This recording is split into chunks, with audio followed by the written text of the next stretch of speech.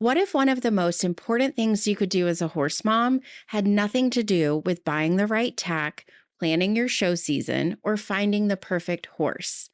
Chances are the moments that have helped you the most so far weren't about the riding at all. They were about the people. The horse mom with an older rider who talked you off a ledge. The barn mom who explained how show classes work. Or the friends who showed up when your kid got hurt. Ask me how I know about that one. Today, we're talking about something every horse mom eventually realizes she needs: a village. The group of people who help you make sense of this sport and survive the emotional roller coaster that comes with it. Let's talk about how to build one.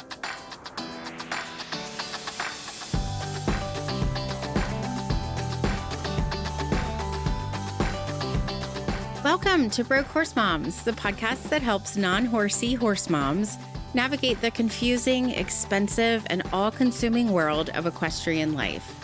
I'm your host, Angie Trueblood, and like you, I did not grow up in the horse world. But once my daughter fell in love with riding, I found myself Googling, what is a lead change? Why are riding pants called breeches? And how much does it cost to lease a horse? This show is here to make the horse world more understandable, more accessible, and a lot less lonely for the moms figuring it out as we go. The older I get in this world, in the horse world, really, not just generally, the more I realize how much we rely on trainers to be a coach, a therapist, a financial advisor, a talent scout, an emotional support system, all in one. And it's not through any fault of our own, really, because when most of us first entered the horse world, we didn't have anyone else who could fill in these roles because we didn't know anyone else who was in this world. But in the end, that's not really fair to the trainer, and it's not fair to us. So as we grow in this sport, so should our support system. So today, we are covering a topic that I think gets overlooked: the importance of and how to create a village of support for you as mom as we step further into this unknown world with your kiddo. I'm going to share with you the 7 types of people and the roles that they play in your horse mom journey. So, assuming that you are a broke horse mom interested in being a part of a community as you figure this sport out, I invite you to join us. Make sure wherever you're listening to the podcast, you hit follow or subscribe so that new episodes get automatically delivered to you. And if you haven't, join our virtual barn family at brokehorsemoms.com/newsletter. I can't promise that we're going to come out of this wealthier or less stressed as a community, but at least we'll all know that we're not alone. So let's go ahead and dig in. The first type of person that I wholeheartedly believe you need in your life as a broke horse mom is a horse mom bestie that you can talk through anything. Literally, you can text them or call them and get their eye on a situation without needing to ask permission or setting the scene. You know they're going to keep whatever it is you're talking about within their vacuum. They're not going to share it with the rest of the barn or the horse community that you live in. This is the one. I definitely have one that whenever something pops up that I need to kind of talk through, I immediately text her, "Can you talk?" And "Give me 5" is her response, and we will call each other back. She has done this to me numerous times. I have done that to her numerous times when we just have to navigate through situations that come up. She's the one who really tells me the truth when I'm on the fence about how to handle situations, typically that come up in barn life, in trainer life, in existing in a barn full of other women and kids. But she's top of the list. You got to have that one immediately so that you have someone to go to. Second person that I highly recommend you find is a voice of reason who is not of this horse world. So you do need someone who can offer perspective into what you're navigating. Now, the caveat is this person needs to be someone who is not going to judge how ridiculously expensive this world is. They have to respect that we pay a lot of money for this sport for our kids, oftentimes sacrificing our own needs. We spend a ridiculous amount of time at the barn. They don't need to be the ones that actually do that. They don't need to be barn people, but they just need to respect it and not try to change your mind with regard to that piece of the puzzle. But for me, it's been really helpful to have a friend who is not in the horse world to kind of give me okay, but like in the real world, Ange, pull yourself out of the horse world. And this is how we would handle it in real life. And that has been really invaluable to me to kind of help me counterbalance some of the levels of all in-ness that we as horse moms typically operate within in this sport. Number 3, you need an advocate for your kid who really sees who they are, what their skills are, what their needs are, what their shortcomings are. I kind of equate this, and we've been really lucky for the past year to have been at a barn with a large community of adult riders. And a lot of them have taken Chloe under her wing almost as like an auntie. And one in particular has really been there for her and for me to help navigate situations that have popped up. She understands my kid. She loves her. And not in I only see how great she is. Like, she gets where Chloe may need some extra coaching or help navigating through situations. She has given her opportunities to ride her own horse, encouraged and invited her to kind of step off of the farm and go ride elsewhere. So I think it's really important to try to find someone in the horse world who will advocate for your kid besides you. They need to see that too.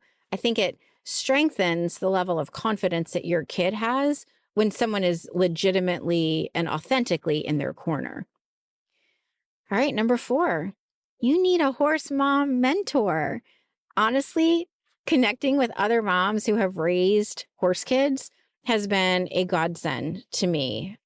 And I don't mean just a horse mom who has a kid 3 years older than you. Ideally, someone who's made it out. And it is on the other side of this. Like, their kid has a real job in the real world, right? They're not still in the throes of figuring out how they're going to work horses into their lives. For me, there's been a handful of women who I can be my full neurotic self at shows, and they can very calmly talk me through whatever needs to be talked through. The key is that they've made it through the stage that you are currently going through. And I would say several additional stages, just so that they have that perspective and can look back with some level of reflection. And similarly, they need to be pretty willing to share some of their own stories and craziness. So finding that horse mom mentor has been key for me in so many different ways. Speaking of community, my friend, I'm going to take a quick pause here to say thank you for being a part of this community. And if this podcast, if our newsletter, even our Instagram account has ever helped you to feel less alone, more informed, or just made you laugh during a long barn day, you can help support the show through Buy Me a Coffee. It's a simple way to help keep Broke Horse Moms independent and accessible for families who are figuring this out as they go. There's no pressure for sure, but if you would like to support the show, you can do that at buymeacoffee.com/brokehorsemoms for as little as a $5 contribution. And whatever you decide, I truly thank you from the bottom of my heart for being here and for listening. All right, we got 3 more. So you got to have your barn family. You need to have people who can help with carpool, who can watch your kid when they're at the barn, and maybe you don't feel like spending an entire Saturday at the barn, sort of, I won't call it babysitting, but just making sure that your kid is okay. Barn families also, this is something I've learned to ask for because it has really changed how I enjoy shows and watching Chloe. Someone that is a member of the family can be the one that actually records your kid showing so that you can live in the moment. I mean, trust me, a lot of the different people that I've mentioned previously are part of our barn family, but they do help with a lot of the logistics. And I cannot underscore the importance of that enough. So make sure you've got people and you develop relationships with people at your current barn so that they can help get the kid to the barn, maybe if they're working or if they want an extra ride. I mean, God forbid we have other children, a spouse, hobbies, and maybe we don't want or have the ability to be at the barn 6 days a week. But if you've got folks in your family, your barn family, who can do that, amazing. And also, they look after your kid in a way that, especially when you're raising a teenager, you may not be able to. I mean, if I had a nickel for every time I asked someone in my barn family, hey, will you ask Chloe if she needs water? Because I'm fearful to do that at a show, I would be paying for the horse shows with no problem. So, barn family for sure. Develop, establish those relationships as much as you can. It's really great to kind of pair up at some point with moms who have similar kids. This type of perspective is really priceless because they understand your kid and are navigating similar types of situations. So, in my instance, I'm kind of raising a barn rat, a kid that will ride anything they're offered, try anything. And that's not true of everyone else at the barn that we ride, right? And that may not be kind of the challenge that the other moms are faced with. But I need someone that I can explain to, oh my gosh, this scares me. Is this normal? Is this something we should be doing? And I do have a friend whose kiddo rides at a different barn, but we very often will connect. I mean, she's the one I called from the hospital when Chloe got hurt, and she'll call me to kind of talk through their own situation. And it's because our kids are so similar, not in their personalities, but in how they approach riding. And I don't know what I would do without her. So, regardless of whether your kid might be the fearless one, or maybe they're the anxious one who gets really nervous, or maybe they're hyper competitive and they can't see the fun in showing, or maybe they're really sensitive and they need a coach that has a different approach to them. And you might have to have that conversation with their trainer. So when you're at the barn and when you're at shows, keep your eyes peeled. I mean, it's not hard to find some of these kids and then go look for their moms who are probably freaking out on the rail or, doing their best to kind of pump their kid up. Find those other moms, connect with them, and get their number. Be the weirdo at a horse show that's asking for contact information. I did it. All right, number 7, last on the list. But I mean, really, can your bench of horse people and your support people be too large? No, for sure. This one is different. A horse dad is really what it is. Find yourself a horse dad who is not your spouse. There have been 2 instances where horse dads really filled a gap for me and helped me realize things that I otherwise would not have noticed. So, a couple of weeks ago, Chloe was riding a horse that was not behaving very well, and he was bucking, and he was a big little sucker. And I could feel my whole body got tight. And I was watching every stride, thinking, okay, shaking his head. He's going to do it again. This is too much. This is not good. I wanted her to get off of him. And the dad next to me, who I've become good friends with, and he's really like a calming soul, he just stood next to me and he said, man, she's handling that really well. And it was like something turned the lights on inside of me. And I was seeing danger, right, of what was going to happen to my kid. And he was seeing skill and her ability to, again, be resilient and be calm in an environment that I would typically want to flee from. And I actually needed that. I have another horse dad friend who has lost his daughter in a way that no parent ever should have to. And we've developed a really close relationship because when he watches Chloe, it's interesting. He has told me before that he sees a lot of his daughter in her. And so when he watches her, he doesn't see the things that make me anxious. The things that I see as red flags, he sees as bright lights in her writing career and in her future. He sees intensity, the drive, the focus, the spark, right? And that perspective has really helped slow me down a bit and remind me how precious all of this time with our kiddos doing what they love really is. So, yes, I think some of the roles that these people play in our lives can be logistic, right? Helping us get our kid to the barn, get them to the show. If we forgot a pair of boots, can they borrow your kids? But at the end of the day, I think a lot of the people that we really need in our corner in this world are the ones that are there to help you see your own kid a little bit more clearly and to get a larger perspective of their riding than what we may see, because we don't have that background in this sport. We're not able to remove ourselves from it the way that a horse dad might, or the mom of a kiddo who is just like our kid, right? So the older that I get in this horse world, the more important I see the role that this village actually plays. Because when you're in the middle of it, when we're spending the money and we're watching the risks and we're worrying about their future, it's really easy to look around and see those red flags, right? But what we need is someone to look and say, it's okay. That's a bright light. Like, she's doing what she loves, or she's learning. Her failure is teaching her to push forward, right?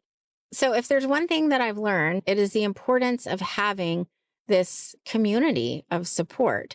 And if you don't have all of these people in your corner yet, that is okay. I mean, this type of support bench is not built in a day. It wasn't built in a day. And it's constantly evolving for the stage that you're in. What I would recommend, if you're listening and you think, oh, I don't have that in my corner, I don't have that type of person, maybe you just have your one person, and that's great. But what I can tell you is that as I've met different women in this space, different men too, for the horse dads, and kind of built out a support network, I feel like my experience is more full than it ever was when Chloe first started riding. So take a little bit longer at the barn, right? If you see someone who's new there, reach out to them, talk to them. How long has your kiddo been riding? Are you showing? Like, really show interest in them and learning about where they are. Do that at the shows. I mean, even if they're parents that aren't a part of your barn, get to know other moms and families so that maybe you end up clicking with someone whose kiddo is just like yours, and you may need each other and not even know it. So you are not the only one who is craving connection with other moms who are right alongside you in this journey. There's too many of us navigating it alone, and I'm out here to change that, my friend. So if you are not a member of our community yet, now is the time to join, my friend. Go over to brokehorsemoms.com/newsletter, sign up to be a member of our virtual barn family, and I can't wait to see you there. Make sure if you're not following or subscribed to the Broke Horse Mom podcast, you do that now. So again, it will magically appear in your podcast player. All right, friend, until next time, trot on. That's it for this episode of Broke Horse Moms. Thank you so much for being here with me today. If you are trying to get organized for show season, don't forget to download the 2026 Broke Horse Moms Planning Workbook. It's linked in the show notes, or you can grab it at brokehorsemoms.com/2026. If you know another mom who suddenly found herself learning the horse world right alongside her kid, please send this episode her way. The more horse moms we have figuring this out together, the better. I'll see you in the next episode, and until then, give your rider a hug, if they actually let you, and take a deep breath, mama. You are doing great.